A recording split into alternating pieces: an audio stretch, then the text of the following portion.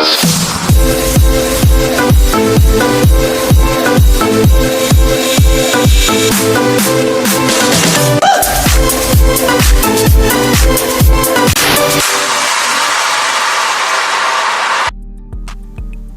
everyone, welcome to FPL show. Before I get right into this video, I'd like to thank everyone out there for subscribing and for following my channel, and hope you guys enjoy my next content. And thank you guys for your support, and let's get straight to it. Today I'll be talking about the top transfers that have been made in the Premier League since the transfer window opened. First on the list we have Ivan Perisic. Perisic is a good signing. Conte is looking for experience in the team. As we all know, he's that type of manager, bringing in experience, and Spurs finished top 4, meaning Champions League for them, and they're gonna need Champions League experience. They'll need the players who can play that Champions League and focus on maybe winning it. I'm not saying they'll win it, but it's football, anything goes. Perisic is a good signing, but I think they can do better, considering how they wanna achieve in the future. Next up, still talking about Tottenham Hotspur, is Fraser. Fraser is a keeper they just signed from Southampton for free. I think about 2 to 3 million involved in there, but it's a free transfer from Southampton, and is a good backup for Lloris. Lloris did not have the best of the season last season, and yeah, he could help, and he played really well last season.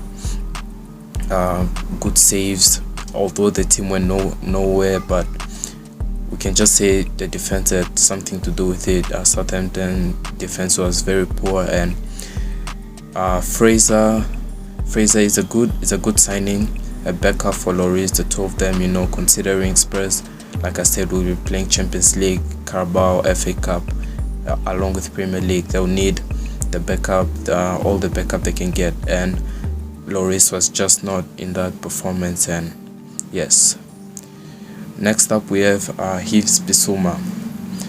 Now Bissouma was just a target from out of nowhere. Spurs kept it on the low and just targeted this midfielder. He's a defensive midfield but can also attack. His position is central midfield. Bissouma is made like 26 appearances, scored only 1 goal, but like I said, he's a defensive midfield. He's a very good midfielder, and it could really help into Conte's plans, playing him with Bentancur and Skips. Maybe if he'll get that game time we need, but the midfield looks solid, and Bissouma could definitely be an addition in that team and helping them move forward. And Bissouma, honestly, I would have charged more if I were Brighton. 26 mil, really cheap, but I know there's add-ons and makes it around 35 to 36 million, but is a really big loss for Brighton. I hope they can cover up that error for his Bissouma. And let's get straight to the next transfers. We have Liverpool. They just signed Darwin Núñez. Now Núñez, I just think Liverpool are trying to flex with cash out here, considering Man City signed Erling Haaland and they are rivals, and Liverpool is just trying to put up that fight, show the world, they can sign better, or is a player they need up front. They have Diogo Jota, so I don't know what's their plan. I think Jota will switch to left wing, but considering Diaz is there who can play that position, already covering Mane's gap, as Mane will be leaving soon to Bayern Munich, but I don't know. I think it'll be Salah, Nunes and Diaz, but then Nunes and Jota will have to rotate a lot, maybe with Diaz.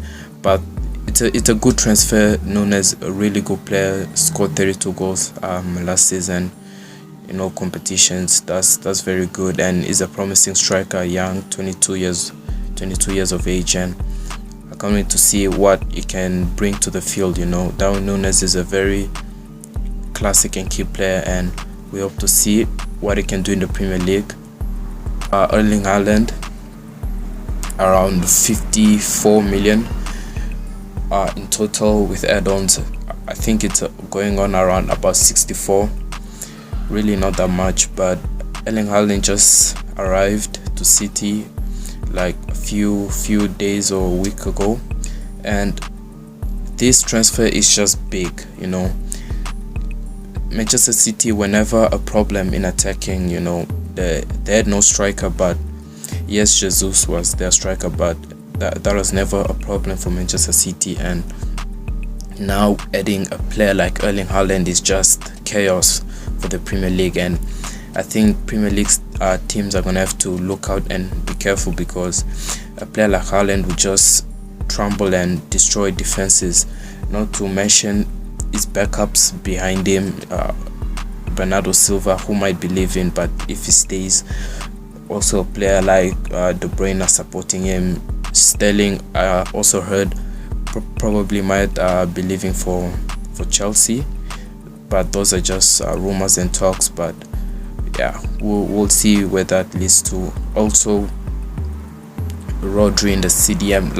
I think this team is just gonna be unstoppable at this point, and not saying Haaland can't be stopped, but he's a player that is not easy to stop, and Manchester City will now have to fight for Champions League. I mean, what else do they need? They have defenders, midfielders, now they have a striker, a good manager.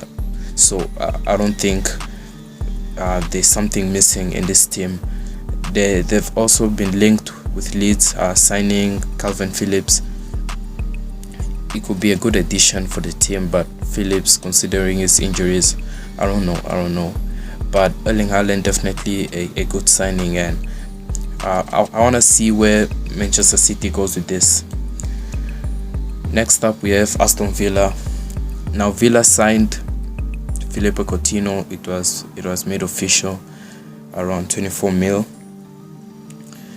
Coutinho made a huge impact, especially on his debut against Manchester United, coming in and scoring and assisting, making the scoreboard 2-2.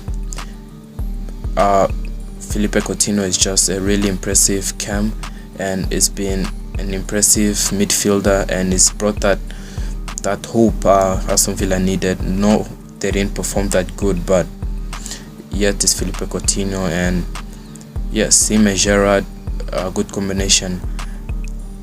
And we'll just see next season and pre-season, and just see how Coutinho can make an impact in this team.